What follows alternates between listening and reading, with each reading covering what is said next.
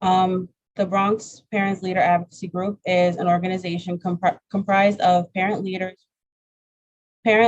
from around the borough, from different school districts, who have come together to ensure that all parents in the borough have a voice in decisions affecting their children's educational well-being. The focus of this evening's discussion will be the need for a remote learning option for the upcoming school year.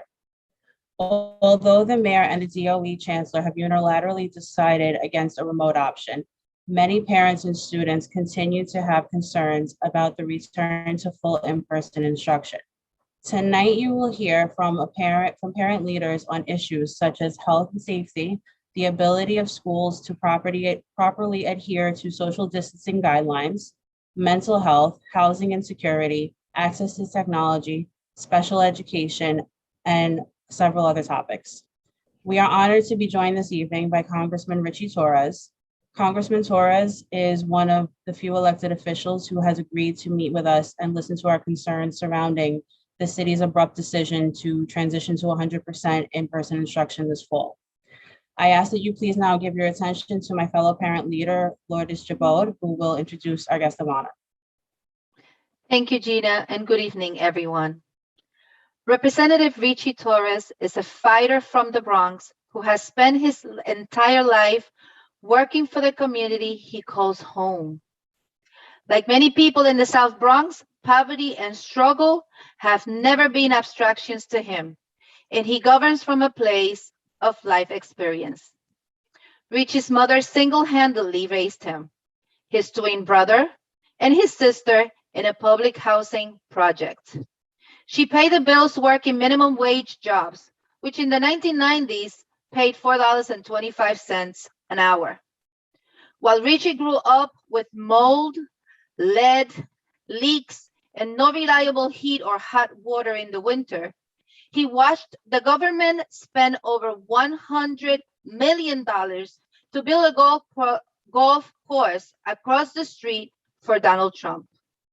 In 2013, at the age of 25, Ritchie became New York City's youngest elected official and the first openly LGBTQ person elected to office in the Bronx.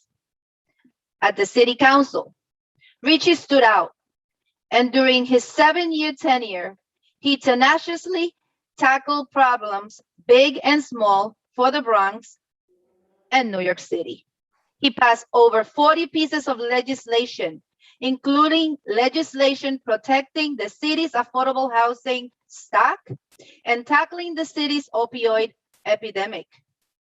As the chairman overseeing NYCHA, he held the first committee hearing over in public housing, which led to a $3 billion FEMA investment, the largest in New York City history. As chair of the Oversight and Investigations Committee, Ritchie has led investigations into the heating outages and lead poisoning at NYCHA, the taxi medallion scandal, the city's controversial third-party transfer program, and Kushner companies. Ritchie currently lives in the South Bronx and represents New York 15 in the South Bronx. He is a member of the Committee on Financial Services and serves as the vice chair of the Committee on Homeland Security. Without further ado, it is my pleasure and privilege to present to you New York Congressional District 15, Congressman Ritchie Torres. Welcome. It's an honor to be here, and I will speak briefly because I want to mostly listen rather than lecture or bloviate. But I certainly support the right of parents to pursue remote learning. I believe firmly that no one cares about the health and safety of children more than parents do. And if you conclude that the best model for your child is remote learning rather than in-person instruction, then the DOE and the mayor should respect that decision. So please consider me a partner in advocating for a flexible hybrid model that accommodates the widely varied needs of families. So that's a view that I share. You know, there's a concept known as social determinants of health, right? A recognition that most of our health is determined by social conditions outside the hospital setting, which is a reality that became painfully true during COVID-19. I feel like there's also a concept of social determinants of education, is that most of performance, we know that social conditions outside the classroom have a profound impact on academic performance within the classroom. The clearest example is housing instability. We know that there are more than 100,000 students who have no permanent housing in our public school system. I know of classrooms where up to 40% of the students are temporarily housed, and it would be dishonest and disingenuous to deny that that level of homelessness in one classroom has an impact on academic performance.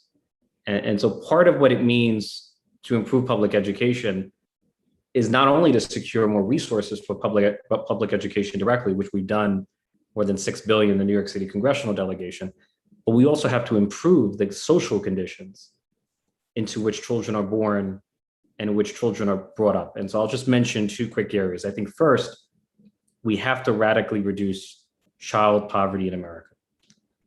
According to the Academies of Sciences, Medicine, and Engineering, child poverty costs our economy up to $1 trillion in lost productivity every year. I've never met a child who chose to be poor. Right? Poverty is not a choice, it is an accident of birth. But it's an accident of birth that has consequences for the rest of your life. Right? If you're born into poverty, research has shown that it will lead to lower test scores, lower graduation rates, lower lifetime earnings. So if we're able to lift children out of poverty, we are changing the trajectory of their lives. And in my opinion, the most powerful tool for radically reducing poverty in America is the expanded child tax credit, which we expanded during the American Rescue Plan. So before the American Rescue Plan, the original structure of the child tax credit was so exclusionary, was so regressive, that it left behind a third of American children, 27 million children, the poorest children in America. And no community was more left behind than the South Bronx, where 2/3 of children were excluded from the full benefit of the child tax credit. Under the expansion, nearly every child in the South Bronx is covered. And families will receive up to $300 per child every month, which means you have more money to pay the bills, you have more money to invest in educational program, you have more monies to keep you and your family afloat. I'm confident that the more children we lift out of poverty, the more we will improve not only the social conditions in which those children are brought up, but outcomes in the classroom. I think a second point I want to make, the greatest passion of my life is affordable housing.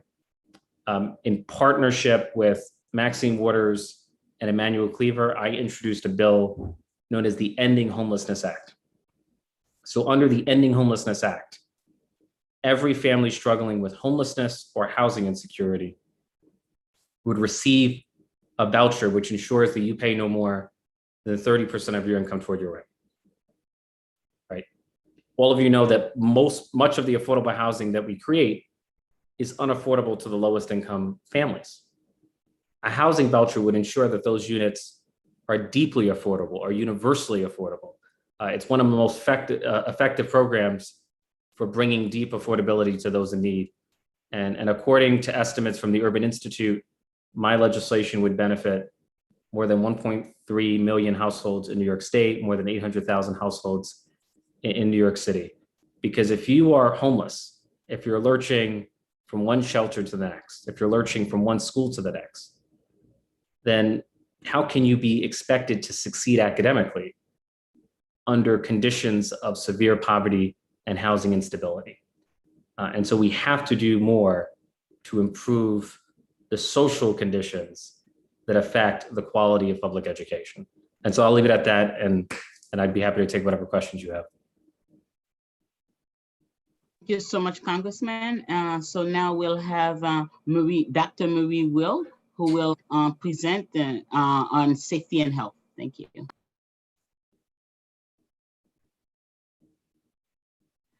Hi, My name is Dr. Marie Will. I'm a physician and a biomedical scientist. I'm a long-term New York City resident. I actually got both my MD and my PhD here in New York City. And I now also have the privilege to be a New York City public school parent. I would like to talk to you about some of my concerns about opening plan for the school for the fall. So already, as most of you know, COVID has already claimed about 500 children in the United States and counting. Of these pediatric cases, actually 25% or so occur in children with no underlying medical condition, none at all. What about the other 75%, you may say? Well, when I say underlying medical conditions, most people think of rare childhood illnesses, but actually the two most commonly listed is asthma and obesity. I bet that even among this very small panel here, someone have a child with asthma and obesity, right? But when it comes to children, death isn't the only meaningful measure. I think you'd agree. Tens of thousands of children have been hospitalized, many needing ICU level care, needing mechanical ventilation. Even those who have quote unquote mild symptoms, 1 in 20 goes on to suffer from the entity that we now know as long COVID. Now, I hear people say 120 is not so much. That's one in every classroom, right? At least every classroom. And even outside of that entity of long COVID, there are many other sequelae and neurological complications, endocrine disturbances, so on and so forth. Think we haven't even been able to study yet. So you may say that children get ill all the time, right? The political classic is, what about a flu? But this is false. According to the CDC, the flu kills about 100 children a year or so. But in fact, COVID, as I just told you, had already claimed at least 500. It's nowhere on the same scale. Now, I understand that these numbers pale in comparison to adult morbidity and mortality, but I'd remind you, as Dr. Walensky also said, children aren't supposed to die. There is no such thing as an acceptable number of preventable child death. And I don't discount the benefit of in-person instruction. I'm a parent that rely on school for childcare, so I'm desperate to send my children back. And I was actually pretty hopeful in the spring when the numbers were going down. But I think you'd all know the Delta variant changes absolutely everything. It has higher viral load. It is 2 to 3 times more contagious. It carries higher risks of severe illness, hospitalization, especially in children.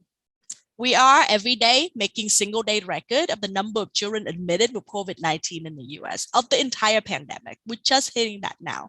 Many systems around the country are running out of pediatric beds. You've all heard the heartbreaking story of that 11-month-old baby who was airlifted out of Texas, even though she had COVID and needed ICU care at Texas Children because they were completely full. But what most people don't know is that Texas Children is actually the largest children's hospital in the US. It has the most number of pediatric beds in the country. That it could happen there should make you scared everywhere. It's a national crisis, but it's also a local one. We are luckily not there yet, but COVID cases are rising sharply in New York City. Our positivity rate is now already about almost 4% on average. Some neighborhoods rising up to 8%. Hospitalizations are following.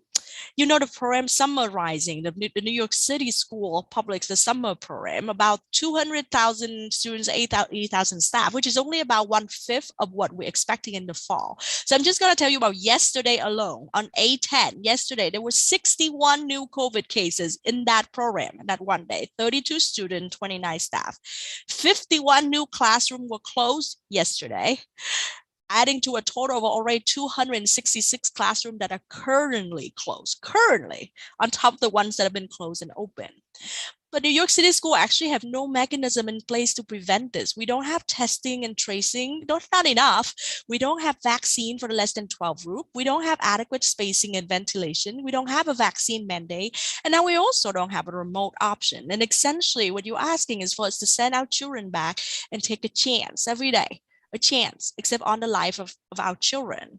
And that chance is not the same for every child, right? Some will have pre-existing conditions. Some live in multi-generational household. Some don't even have access to a physician or healthcare.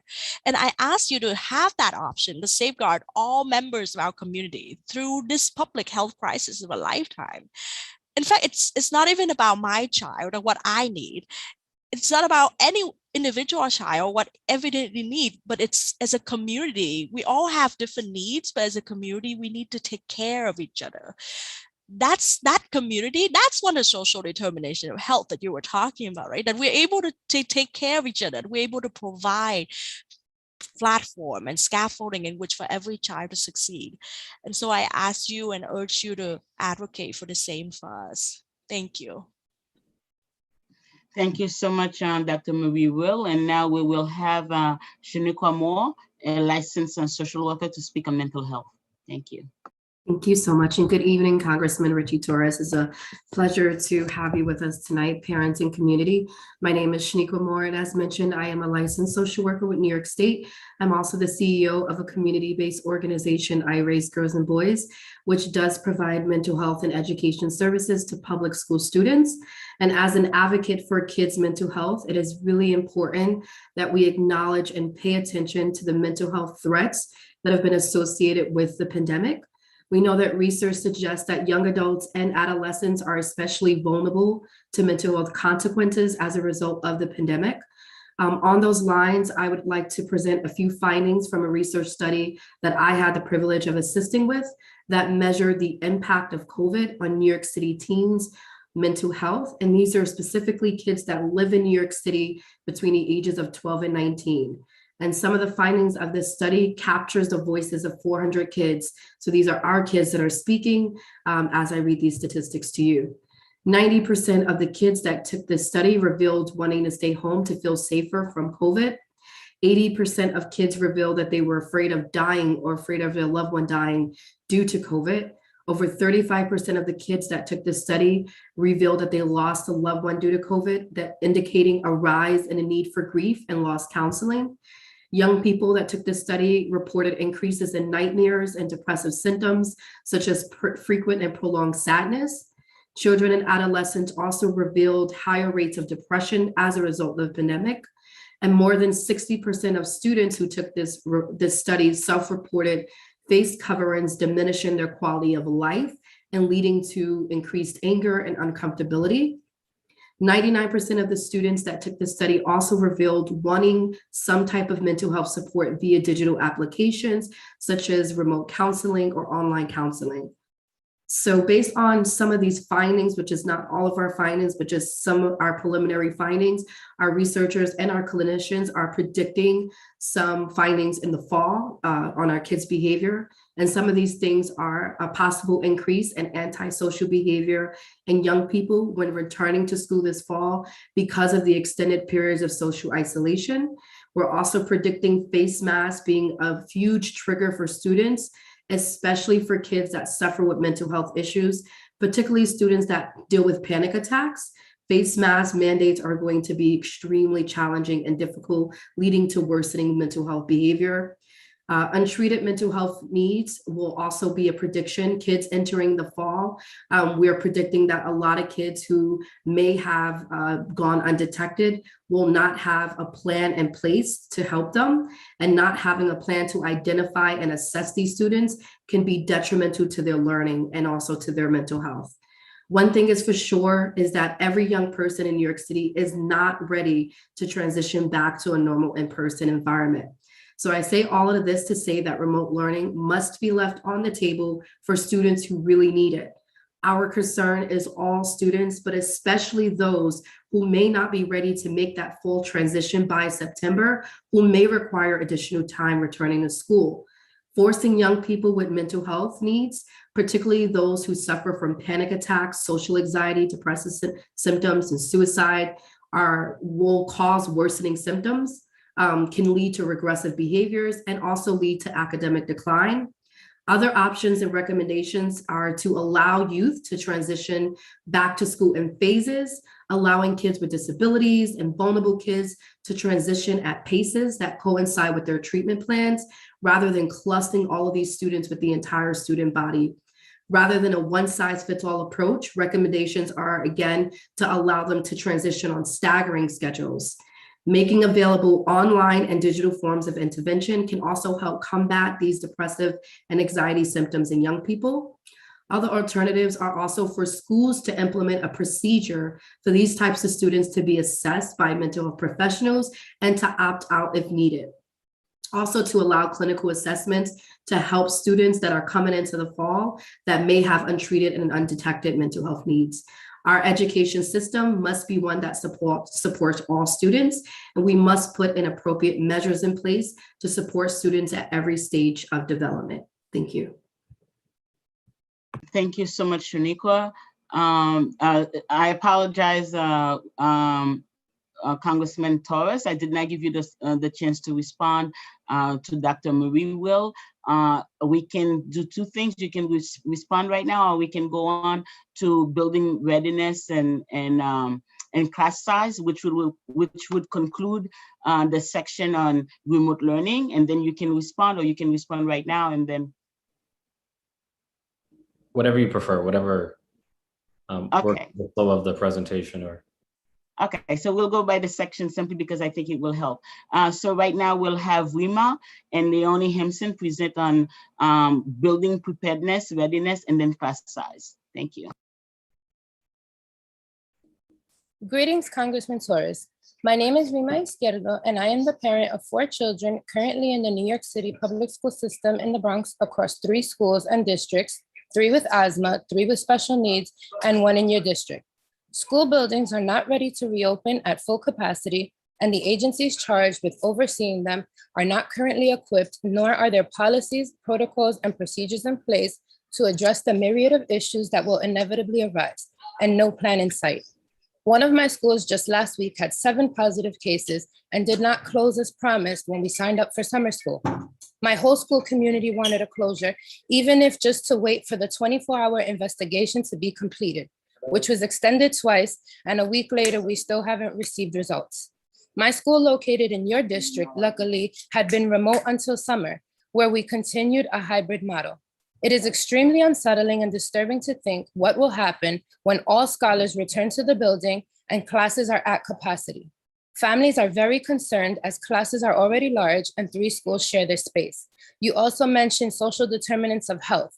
94% of my school in your district identify as Title I and live at or below the poverty line, so are already at a disadvantage with regard to likely health outcomes if there was an outbreak on this campus. Small class sizes have clear, concrete research as to the educational and instructional benefits, but there is a lot to be said about the safety implications as well. A remote option would not only put families with members who have underlying conditions or general anxiety at ease, but it would help increase our safety in terms of minimizing the amount of people on public transportation, yellow buses, and in our schools and communities as a whole. Leonie will now speak to the importance and dire need for a remote option and smaller class sizes.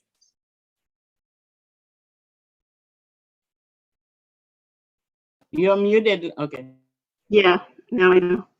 Good evening, Representative Torres. The lack of trust in DOE among parents has been compounded by DOE shifting stories about whether they would help ensure that schools had the space and staffing for social distancing in small classes next year that would allow students to recover academically from the pandemic and stay safe.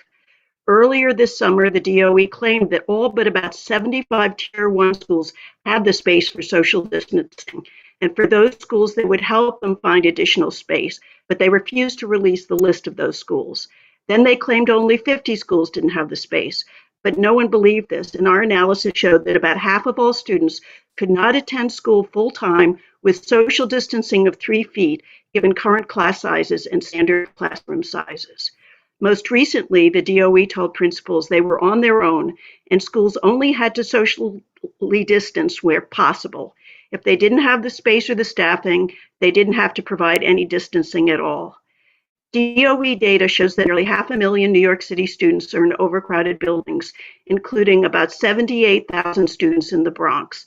Clearly, if there was a remote option for parents, this would lessen the overcrowding in school buildings and provide a safer environment for those students who have chosen in-person learning next year. Given the Delta variant, which is more highly transmissible, this will put students at additional risk. At this point, 64% of large districts, including Los Angeles and Miami, are offering a remote option to parents, and there's no reason New York City schools shouldn't do this as well. Thank you. Thank you so much. And now, Congressman, you will have the opportunity to respond.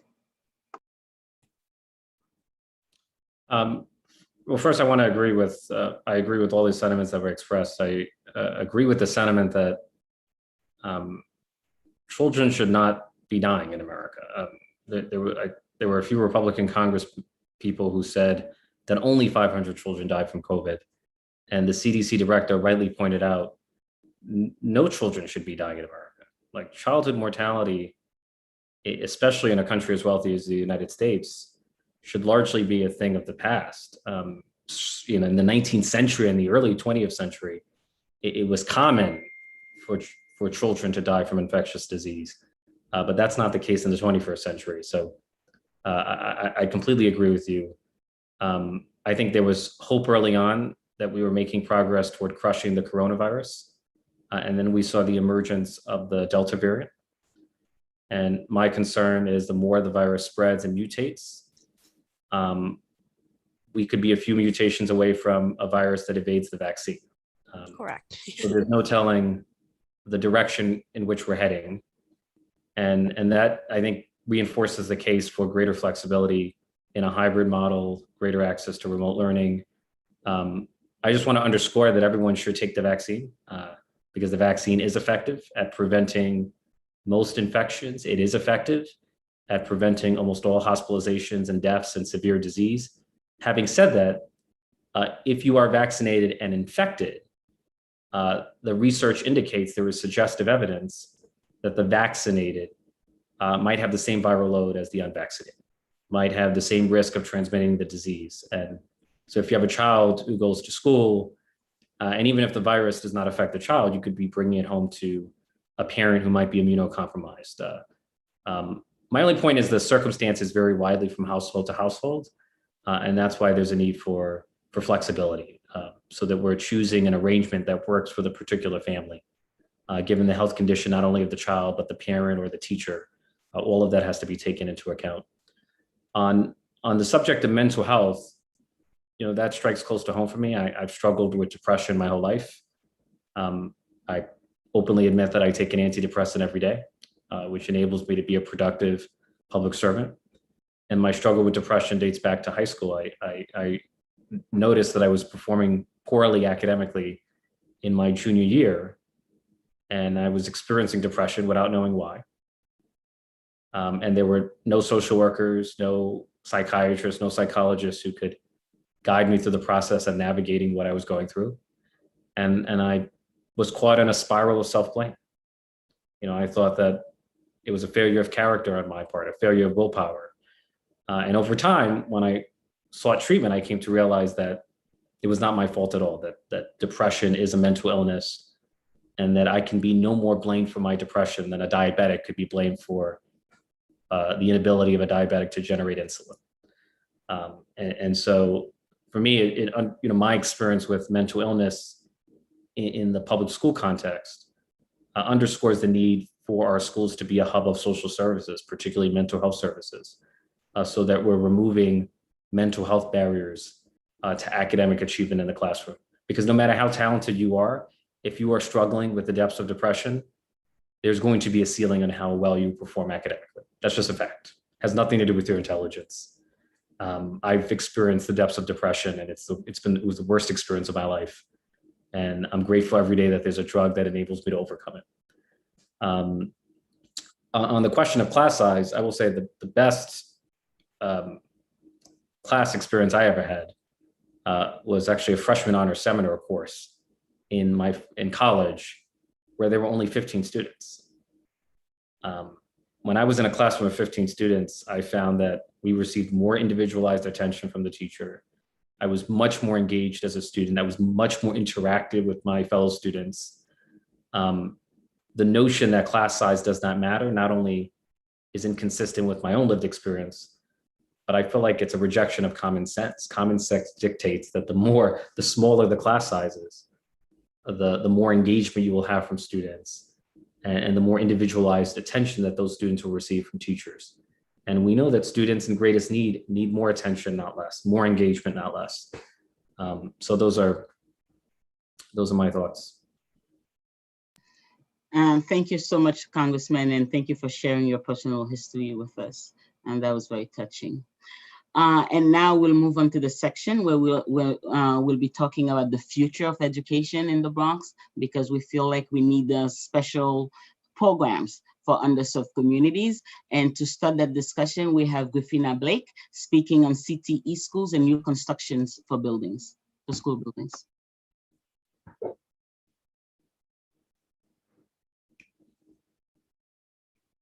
I think you're on mute.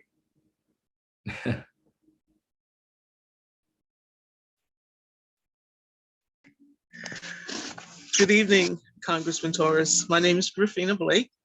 I'm a newly retired teacher, 30 years plus. I'm also a vocational educator.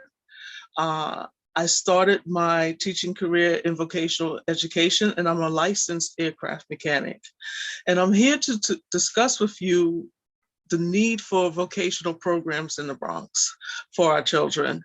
One of the things that vocational ed did for me personally was it allowed me to excel as a student, even though I was not academically inclined.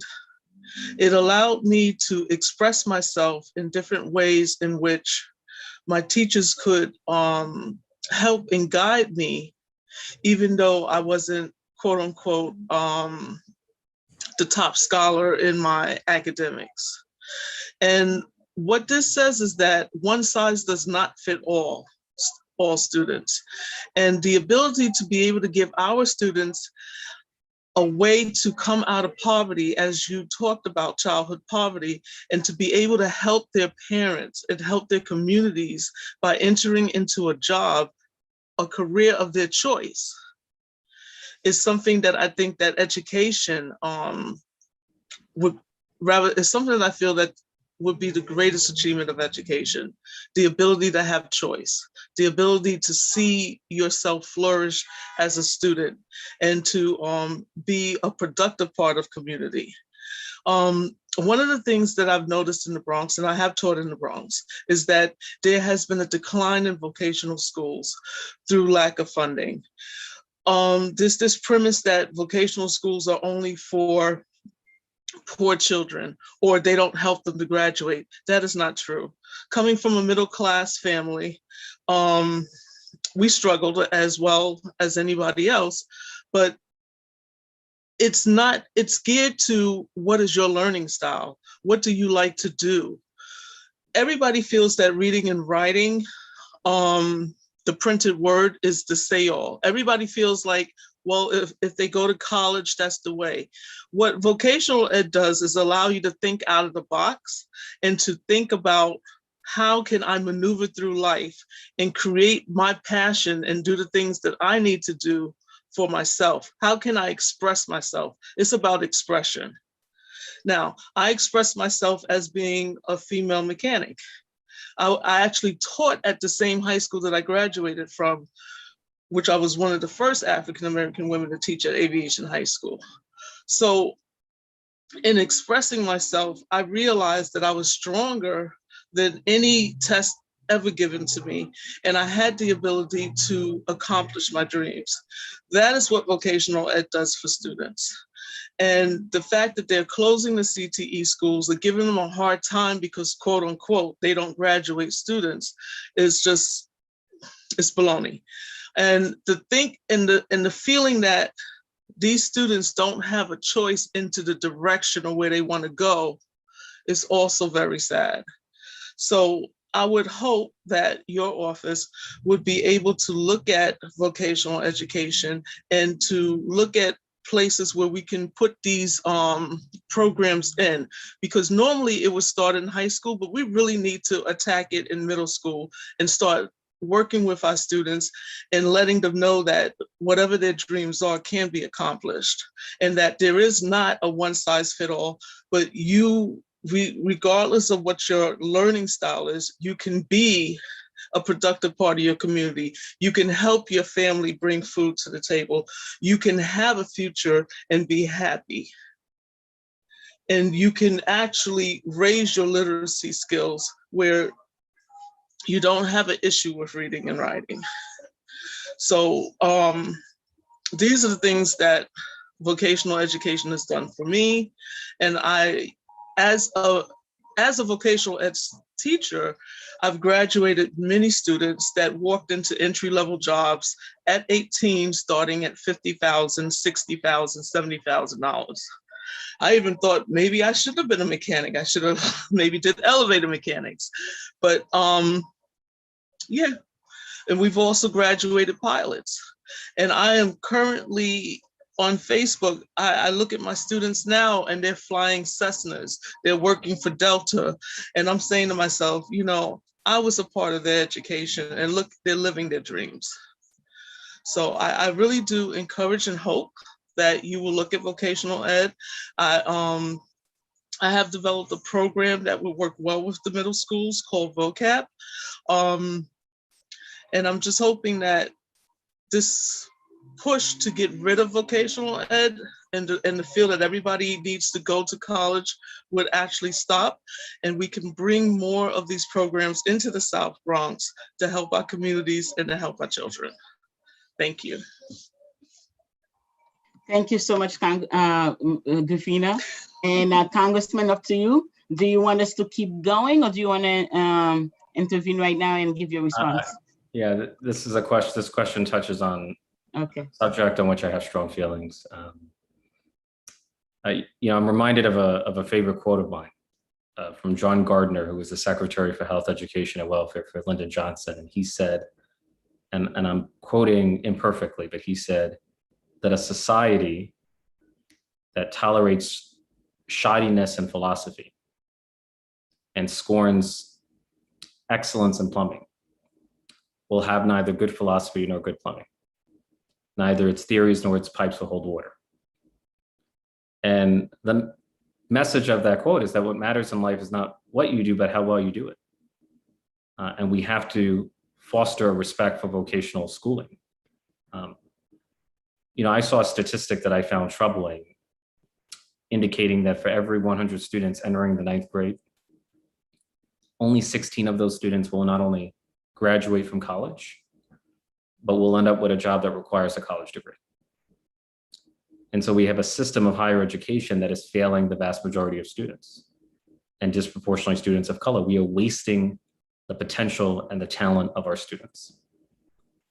And I feel like we have to rethink the notion that everyone must go to a 4-year college and learn Shakespeare and then enter the workforce. As you said, there are students who might prefer vocational schooling. And instead of steering everyone in one direction, why not allow people the flexibility to choose the path that's right for them? There's no one-size-fits-all approach. Federal funding for higher education, like Pell Grants, should be every bit as available to career and technical education as it is to college education. And so I'm a strong supporter of vocational schooling. I'm a strong supporter of career technical education at the high school level. And I wish that there was greater collaboration between employers and schools so that our schools can function as a direct pipeline into employment, that we're orienting our schools toward workforce development. Because right now, many of our students are entering college and graduating now and are leaving college not with a degree, but with debt. And if you drop out of college, you feel a sense of failure. It demoralizes you. And you might become part of the structurally unemployed. When in fact, many of the people who are structurally unemployed probably have talents that could be put to use elsewhere, but our system fails to make the most of their talents. And I'll make one final point, and this might be, I feel like the complexity of human talent cannot be fully captured on an exam. When I was in elementary school, I struggled with reading. There is not a single student or a single teacher in elementary school who would have thought that I would be a United States congressman. I'm a late bloomer who came to discover whatever talent I had later on. In high school, I became a member of the law team, the moot court team. And I came to discover a talent for public speaking that I never thought I had. It taught me how to think and read and write critically and artfully. And those skills have been a lifelong benefit to me. First as a council member and now as a United States Congressperson. And so I'm living proof that talented people who might not meet our quote unquote objective standards every so often fall through the cracks. But students like me, when I was a student, I was made to feel like I was intellectually inferior, that I would amount to nothing. And that's the stigma that's applied to too many young students of color. The students have the talent. What we're lacking is a system that realizes their talent and realizes their God-given potential. And I think that's the single greatest scandal in our society, that we squander the talent and potential of tens of millions of people. Indeed. Thank you so much. And now, Congressman, and now we'll have Amy Tsai and Jennifer Goddard speaking on special education in terms of our kids receiving their services. Thank you. Thank you. Good evening, Congressman Torres. Nice to meet you in this space. My name is Amy Tsai. I am a leader on the Bronx Parent Leaders Advocacy Group. I am a CC member for Citywide Council for District 75, Citywide Program Students with Disabilities. I am a mom of 5 Bronx students. I'm proud. Going to special education, there are 1.1 million New York City students, 20% students with disabilities, 13% student of English language learners, 72% students economically disadvantaged, 82% students who are minorities. There are 17,000 preschool students, 26,000 District 75 citywide program students, and 180,000 special education students in general education settings receiving IEPs, individual education programs, and or 504 accommodations. The highest percentage of students of minority English language learners, economic disadvantage, and receiving IEPs is right here in the Bronx. The special education population, in comparison to Houston, Texas, is their entire school system. Special education is a service and the support that is mandated by the federal law, Individuals with Disability Educational Act, Equity, Access, and Quality. Each and every student with disability receiving free, appropriate public education and in the least restrictive environment. This includes placement or enrollment related services, including school bus transportation and accommodations. Education justice for special education is meeting the students' interests, needs, goals, success, and independence. Parents, guardians, and other students should access to translation, interpretation services for language justice. All buildings and campuses should be handicap accessible according to the American Disability Act. Students with disabilities should have access to assistive technology retrofitted for their needs. Parents and guardians should have access to resources and manuals and materials to streamline the process of special education services and supports. Lastly, in 2020, 75,000 special education complaints in New York City and only 21 special investigators handling these issues that can be resolved from 30 days to more than a year. The COVID-19 pandemic has only highlighted the historic challenges. I just want to show the presentation that this is the Bronx that the Department of Education has released on February 2021. Going to the next slide. And so all of these are the districts. As you see, green is in full meeting of the IEP of each student. Blue is partially met and orange is not met at all. Community School District 9 is the highest students of IEPs. They're struggling, and second to highest is Community School District 10. I appreciate this space to share special education. I will turn it over to Jennifer, who will share her story. Okay, so we'll come back to Jennifer because she had a little emergency. So in the meantime, we'll go to Aurora Ronda and Shana Blue for a little presentation on NYCHA and housing, which I know is a passion for the congressman. Good evening, parent leaders, esteemed colleagues, and Congressman Torres. I am speaking on housing issues and the impact of families being displaced and the effect it can have on children and their education. The poor quality of life that is being experienced in households, from lead, mold, repairs to walls that are disintegrating, unkept buildings and grounds, and these deplorable living conditions, and has taken its toll on hundreds of thousands of children and their education. Families are complaining of not being able to afford uniforms and possibly supplies, and now the fear of being evicted looms.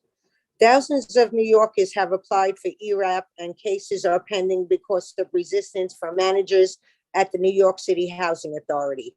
I read an article in the Post that the money can be taken back if not used by September 30th, 2021.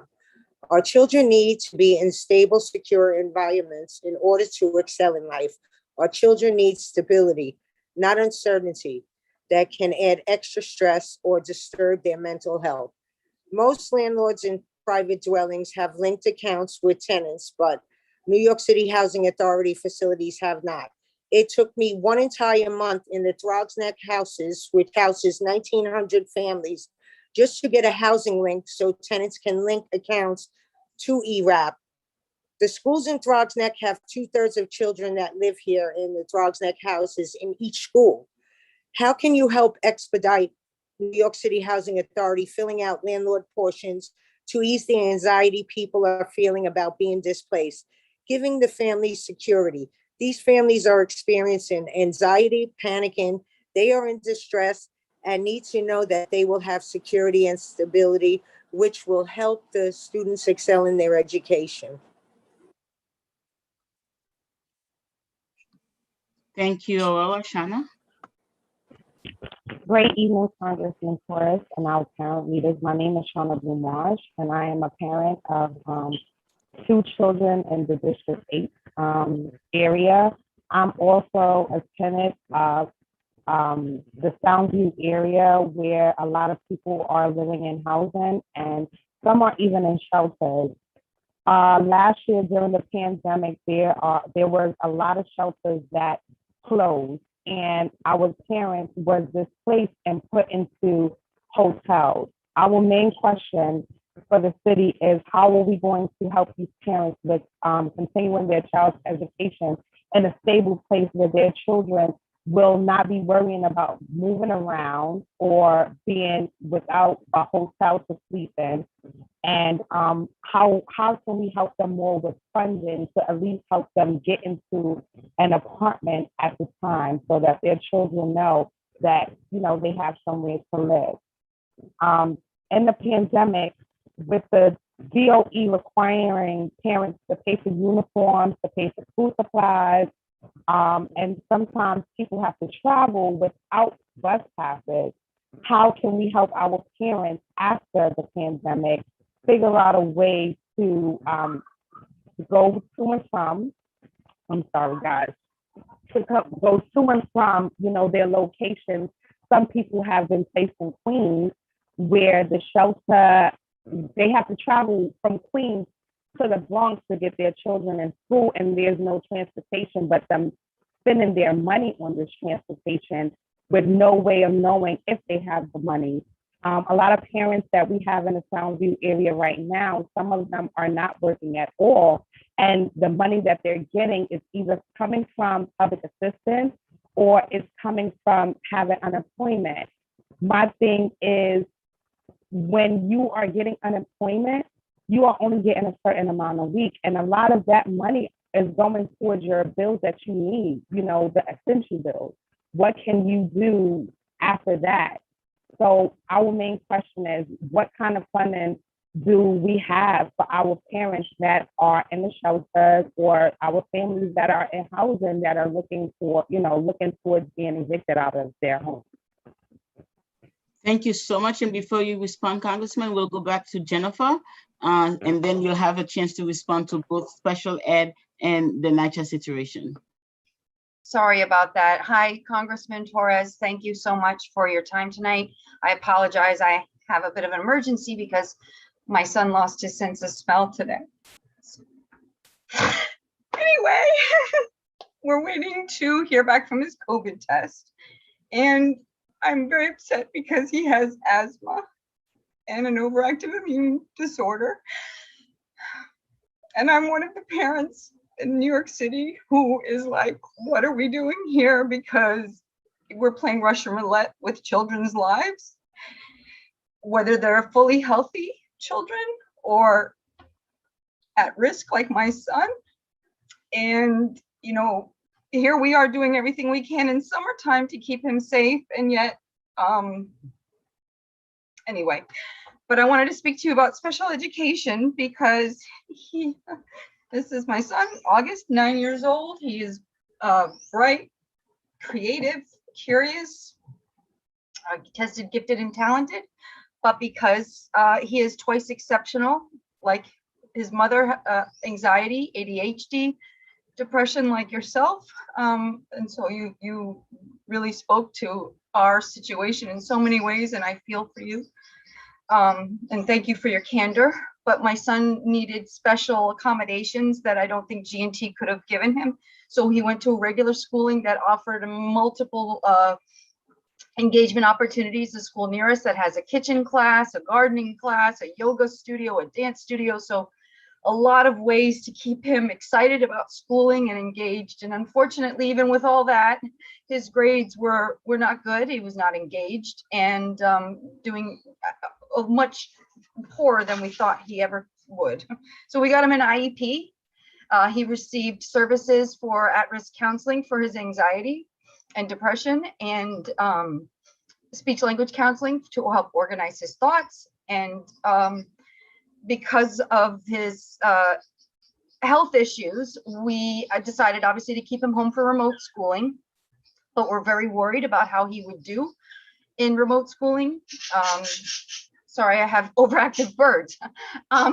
Anyway, he did quite well. He did exceptionally well. He exceeded all of our expectations and became a student he never was in the classroom. He felt like the teachers were speaking directly to him. He was able to take frequent movement breaks. He was able to play with his little clicking toys without disrupting instruction, without disrupting his classmates. And now, you know, as we are heading back into the next school year, this option is no longer on the table. I think it's a grave mistake. And I think going forward for schools that are underfunded and overcrowded, whether it's a pandemic or not, the remote option is something I would love for us to continue talking about in regards to special education, not just with remote option, but with flexible learning spaces, unrestricted movement, some ways to provide for this. I think the vocational tech idea is obviously something that speaks to this sort of, this open avenues and flexibility in education. And I would love for the conversation to continue happening, but I implore you to use your platform to speak on our behalf. Thank you. Thank you so much, Jennifer. Our hearts are with you. Congressman, the floor is yours. Jennifer, you're in my prayers, and your son is in my prayers, and you have my commitment that I will do everything in my power to fight for a remote option, and I will work with each and every one of you. And I know that Congressman Bowman was your guest speaker yesterday. If he's on board, I will work with him and the rest of the members of the Bronx congressional delegation. So you have that commitment from me. On the subject of housing, you know, that's the reason I went into public service in the first place. I mean, I would not be where I am today, but for the stability of affordable housing, the stability that it gave me and my family. I'm convinced that if my family had become homeless, then my life would have never been the same again, no matter what talent or potential I had. As many of you know, public housing has been so savagely defunded by the federal government that it has a capital need of $40 billion and counting. So you have senior citizens who during the cold of winter are freezing in their homes with their boilers breaking down because of federal disinvestment. You have asthmatic children who are struggling to breathe in their own homes because of molded leaking conditions, because of federal disinvestment. And you have children who have been poisoned by lead. And once you're exposed to lead, it causes brain damage that haunts you for the rest of your life, that has real an impact on your performance in the classroom. So the central mission of my life is to secure more funding for affordable housing. And I've made it abundantly clear to the Speaker of the House that I will not vote for the bipartisan compromise unless it is coupled with the $3.5 trillion reconciliation bill. Because for me, infrastructure is not simply about roads and bridges. It's about safe, decent, affordable housing. It's about bridging the digital divide, access to the internet, especially in a world of remote learning. It's about the quality of the air we breathe and the water we drink. And I refuse to support any package unless it will make historic investments in both the creation and preservation of affordable housing, which is a non-negotiable for me.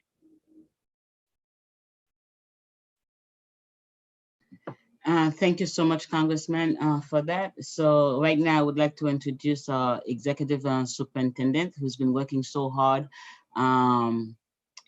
to address some of the issues that you are hearing about now and design both academic and community programs to uplift the borough. So she has a few words. Thank you. Hi, Congressman. Nice to meet you virtually. I hope that we will be able to set up some more meetings together so we can go into a lot more detail. I just want to address, what I'm hearing tonight from many parents. Of course, I am the person on this call who is DOE. I know there's not a lot of trust here, but also as those of you that know me know my first job and most sacred job is being a mother. All of you know, who've heard me speak that I have 3 children. And that is, a mother's love, a parent's love of their children is the most important thing. No one is a fierce as advocate as a mother or a father for their own children. And that's always what grounds all that I do. And in this short time that I've been in this job, before that I was the superintendent of District 8, I view parents really as true partners in this work. And, my goal is always to hear them, to listen to them, and to really not to bring them to the table, not talk to them after the decisions are made. That's really important to me.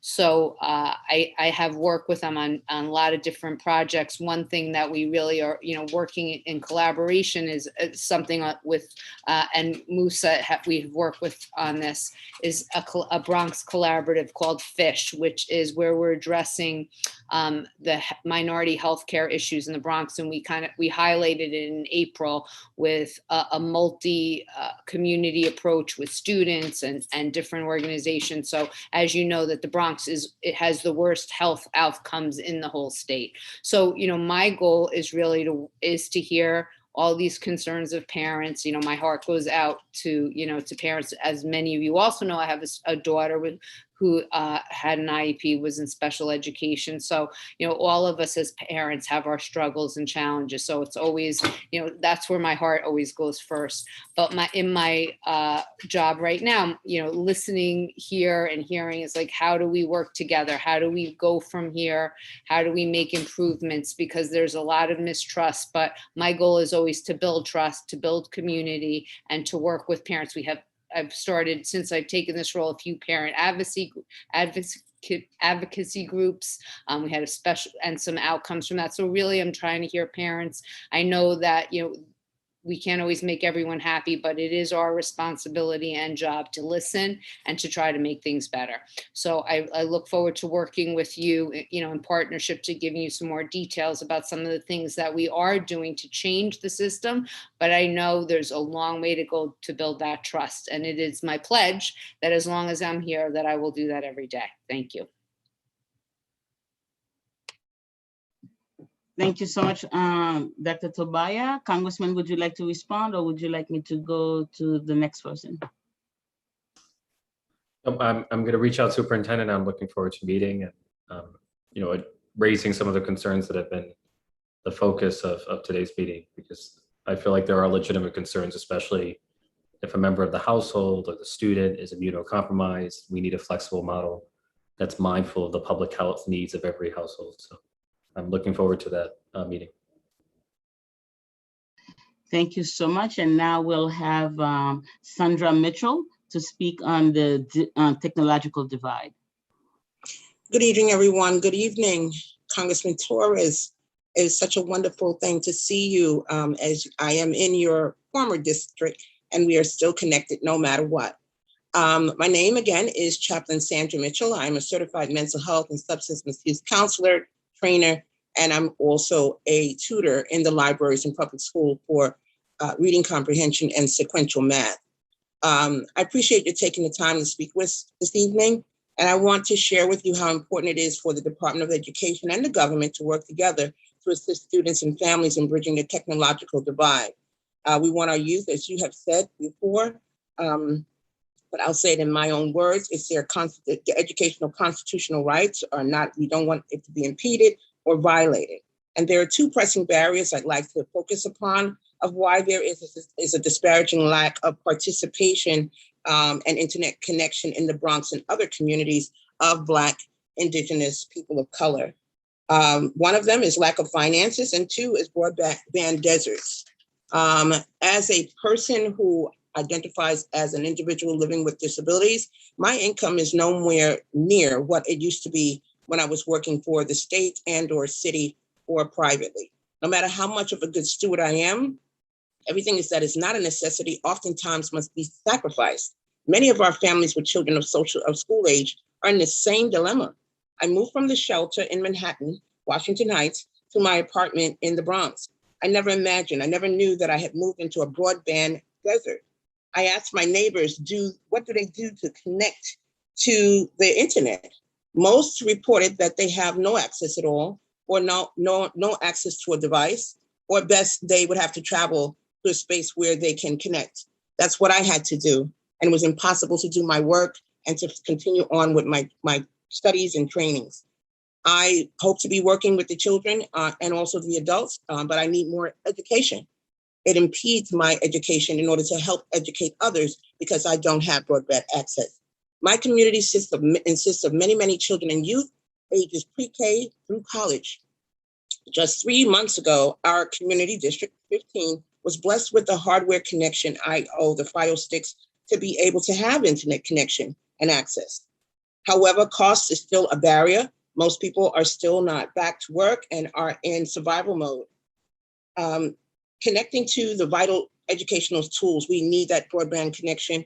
I need that broadband connection so I can continue to teach, and not being connected to broadband impedes the ability to access much needed learning tools. For me, working from home and continuing my education must be placed on hold. That students are having the same problem that I'm having. It's the same for all the children and all the families in our Districts 15. So thank you so much for your support, and thank you for your resiliency. You never gave up, and being so transparent and helping us to stay strong. Thank you, Councilman Torres. Thank you, Chaplain Mitchell. Congressman, we actually did pretty well. We came to the end of our program. It is now time for closing statements. I will leave it up to you. Do you want us to be the last to close out as we had on the agenda, or would you like to respond to the chaplain and then close out, and then we'll close after you? Your choice. I can respond and then offer a few more reflections and then leave it to you. I'm here to be. I'm your guest, so I will operate on your terms. First, few things are as important as bridging the digital divide. For me, COVID-19 tells a larger story about systemic racism in our society. It tells a larger story about the deepest inequalities in our society, and one of those inequalities is the digital divide. We came to realize during COVID that not every child had internet access at home. And even if you had internet access, not every child had an electronic device. And so we saw the digital divide deprive students of their fundamental right to an education during COVID-19. There's a sense in which we saw the transformation of education from a public good to a private luxury for those who can afford it, for those who had access to the internet. So that's an issue that we have to address, because it has led to a loss of learning that could have consequences long after the pandemic is gone. A separate point I would make is, I think our telecommunication system is fundamentally broken. I would even say it's corrupt. These telecom companies have to rely on public infrastructure to do what they do. And the fact that the city gives them public infrastructure without demanding more in return, without demanding, access to the internet for every public school student, is baffling to me. Like, we should be negotiating much stronger franchise agreements with telecom companies that are operating on our public infrastructure. Like, telecommunications is a utility, just like electricity is utility, right? Every child needs access to the internet for the same reason you need access to electricity. It's so fundamental that you cannot succeed without it. We live in a world where the internet is the air we breathe. And if you have no access to the internet, it means you have no access to healthcare. In a world of telehealth, you have no access to financial services. In a world of fintech, you have no access to education in a world of remote learning. So I feel deeply about the need to bridge the digital divide, which has taken on new urgency because of COVID. And listening to all of you has brought back my memories of my experiences in the public school system. And I went to public schools my whole life. And, I know what it's like to be underestimated. And I hope if you know of children, if you have children or know of children who are struggling, please let them know that their congressman struggled in school, but that I eventually discovered my passion and my talent, and they will too. Because I know what it's like to be a young person of color who's going through the public school system, and it is easy for you to lose confidence in yourself. And I was blessed to have teachers who believed in me more than I believed in myself, and I would not be where I am today without them. And so I feel deeply the ways in which our system underestimates the potential of our students. Thank you so much for that. Now we'll go to Crystal for our closing statement, and we are happy to come back to you if you have some final words after she gives her final words. Crystal? Hello, where's my camera? So unfortunately, I got tied up. I'm at work. Literally just walked out the building, but upon the committee and, Congressman Torres, that there's a deficiency within the decision-making process, which I think the biggest part of it is, sorry about that. The biggest part of it is that there needs to be a partnership between the parents who are I'm sorry, I going can't, with their kids. I'm having trouble hearing. Am I not? Can you hear me? We are having trouble hearing you, Crystal. Can you hear me now? Is this better? Yes, it is better. Sorry.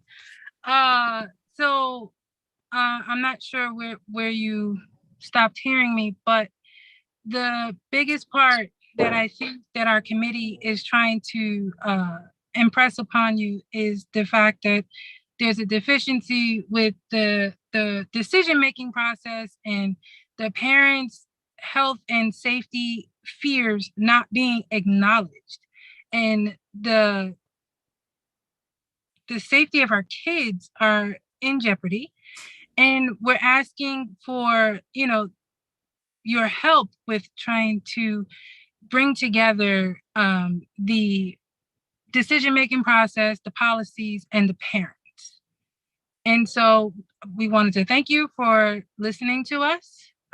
We wanted to impress upon you the need for your help. And I myself, being a single parent, going through the struggle right now, as you can see, about to scramble to go get my daughter. I'm sure, I grew up in the projects just like you. I struggled just like you. I was in school, in public school my whole life. And I can tell you that it's time for a change. And, we're happy that you're at least thinking about being a part of it. So thank you. Thank you so much, Crystal. And I think that is the essence of this gathering, is that we are change makers, and we would like you to join us in this journey of bringing change to the Bronx. So final words from you, sir, and whether that you're ready to change with us or make change with us. Well, Crystal said I'm thinking about it. I'm not only a thinker, I'm an actor. So, and I have made it far because I follow through and follow up, and I intend to do both. So.